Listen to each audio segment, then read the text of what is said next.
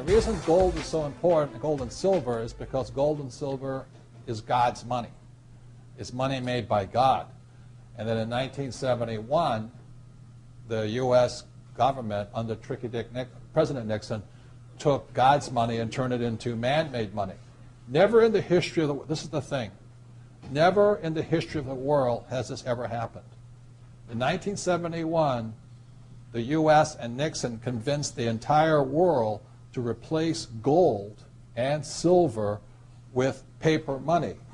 This stuff. Cash is trash. So the reason we have so much volatility in the world today is historically, since the time of the Romans and the Greeks and the French and the English and the Germans, every time they have taken God's money, like silver here, and replaced it with man-made money, there's been economic volatility. Now the problem is, so the dollar is going to keep dropping. So one of the reasons I can predict what's going to happen is I can predict the dollar will keep dropping simply because the U.S. government and now the euro, the European central banks, are printing so much of this trash. So you'll see gold going up in price, oil going up in price, real estate going up in price, because this is trash. So that's what happened in 1971, has happened throughout history. And the reason this current election doesn't make any difference is the only person they can put this back in place is a strong, charismatic leader.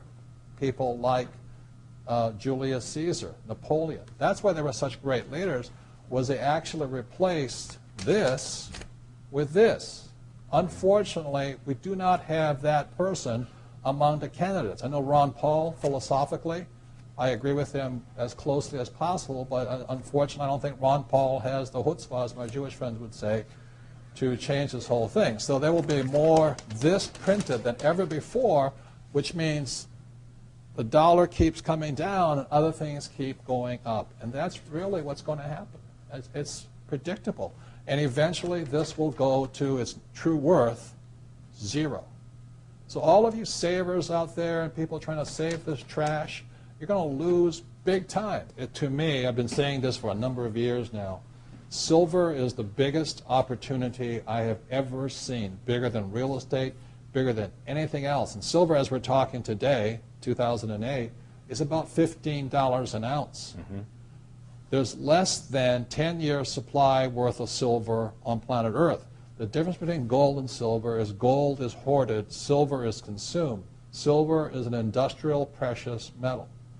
It is used in cell phones, telephones, computers, electric lights, everywhere. The more information age we become, the more we use silver. And what Michael is saying is that stockpile is at all-time lows, and they're not discovering much more. Poland has about 25% of the world's silver, so you know, you can buy real estate silver in Poland. You know, but anyway, so when people say, Mexico too. Yeah, where am I investing? I say, I'm investing in the world. I say, what do you mean by that? It says, I'm investing in a metal that is consumed throughout the world. So I haven't, and I buy a little gold, but I've been buying silver. Kim and I have been buying silver since it was about $4 an ounce. And we stockpile it, we buy ETFs, we buy anything we can in that stuff. And then, you know, it was, what, $7? Then all of a sudden now it's 15, and we're just watching it.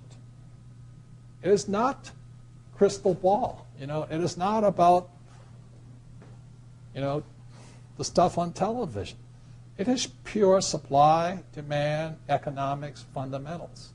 As I said, there's 2 billion people wanting the Western lifestyle. 2 billion people wanting cell phones, computers, electricity, lights, all of this stuff. So I look at it as $15 an ounce. Oh, I think I'll wait. Well, I remember when it was $3 and $3.50, then $3.70, then $4, and then I said, yep, the bottom had been hit, the thing is trending up, and it just keeps going.